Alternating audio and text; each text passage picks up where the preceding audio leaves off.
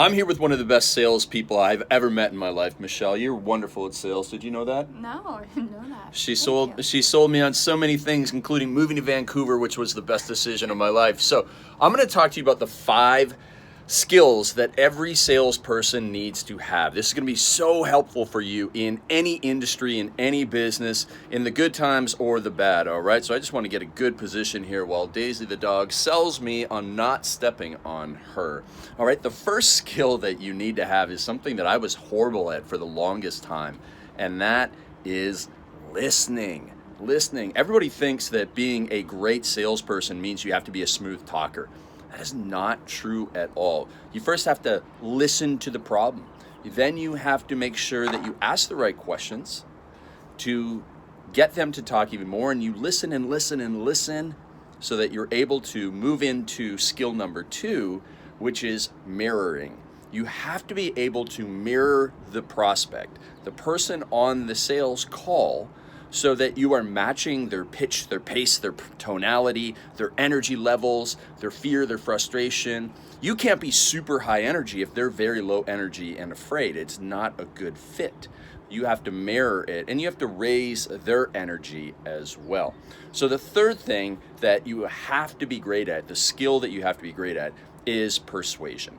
Persuasion, okay? Because in every interaction in life, whether it's getting your kids to brush their teeth or getting your spouse to agree to go to your favorite restaurant or order in from your favorite restaurant in these times, you have to be able to persuade the other side to see your side of the story and agree to it. So whether it is brushing the teeth for the kids or whether it is getting somebody to move across the country for you, you have to be a great persuader. And that comes from listening and mirroring.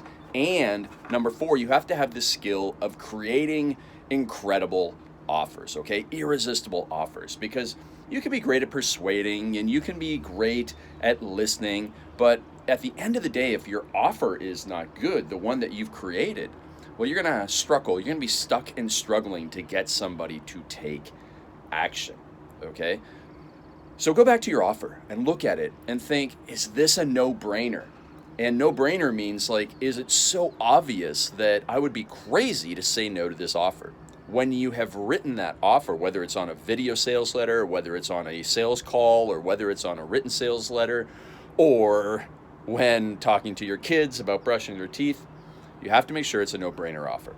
Then finally, you have to have the skill of being able to handle rejection.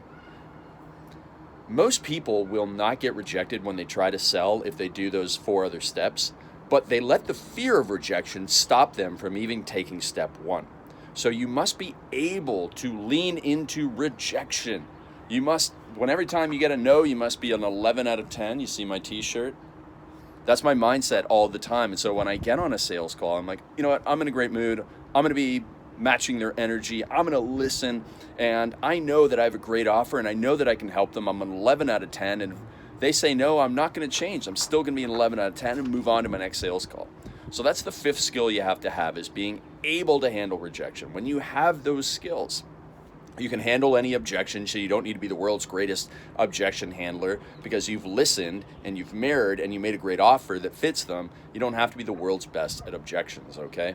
It's more about the 5 skills that I told you here today. And so when you have those, you become one of the greatest salespeople in the world, as Michelle is, and as you can be no matter what your industry, okay? So drop me a question or a comment down below and let me know where you're still a little concerned, where you're struggling, what you're trying to sell, and we'll figure out how you can improve those skills, become a better closer, grow your business even in these uncertain times.